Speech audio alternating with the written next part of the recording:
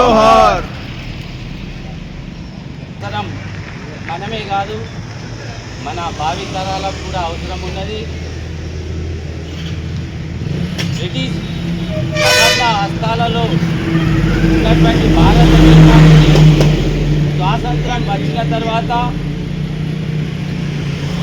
మరి ఈ అణగారిన వర్గాలు ఏ రకంగా జీవించాలి, అప్పుడు ఉన్నటువంటి పరిస్థితి లోపల డాక్టర్ బిఆర్ అంబేద్కర్ గారు వెలివాడలో జన్మించడం అనే ఒక అంశం మీద ఆయన ఒక విద్యావంతుడైనా కూడా అతనికి జరిగినటువంటి ఎన్నో అవమాన పరిస్థితులను ఎదుర్కొని ఆయన ఎదుర్కొన్నటువంటి బాధలను భవిష్యత్ తరాలకు ఎలాంటి ఇబ్బందులు కలగకుండా నవభారత నిర్మాత, రాజ్యాంగ ప్రదాత, భవిష్యత్ తరాలలో మనమంతా సమానమే, మనం ఏ రకంగా ఉండాలి, ప్రతి ఒక్క వ్యక్తికి రాజ్యాంగ ఫలాలు ఎలా అందాలి, రాజ్యాంగం ఎలా ఉండాలని రూపకర్త, శిల్పీకర్త రచించినటువంటి వ్యక్తి, ప్రపంచంలోపలనే మహోన్నతమైన వ్యక్తి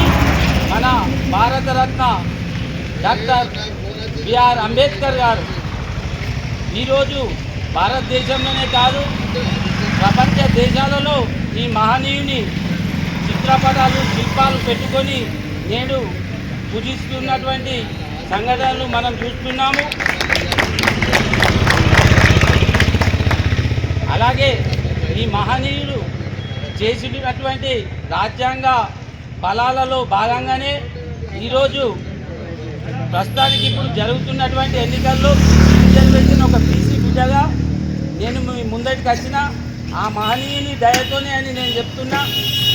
ఈ మహనీయుడు అందించిన రాజ్యాంగ రిజర్వేషన్ల పుణ్యమాని నేను మీ ముందుకు వచ్చిన. మరి మీ అందరి ఆశీర్వాదం ఉంచి నన్ను గెలిపించినట్లయితే నేను గెలిచిన తర్వాత డాక్టర్ బిఆర్ అంబేద్కర్ వద్ద మనకి ఇప్పుడు జరుగుతున్న ఏంటంటే 15 ఆగస్టు 26 జనవరికే జెండా ఎగరేసుకున్నాం పోతున్నాం. కానీ నేను 365 రోజులు భారత పతాకం ఇక్కడ రెపరెపలాడేటట్టు నేను ఇక్కడ భారత పతాకాన్ని ఏర్పాటు చేస్తానని ఈ సభాముఖంగా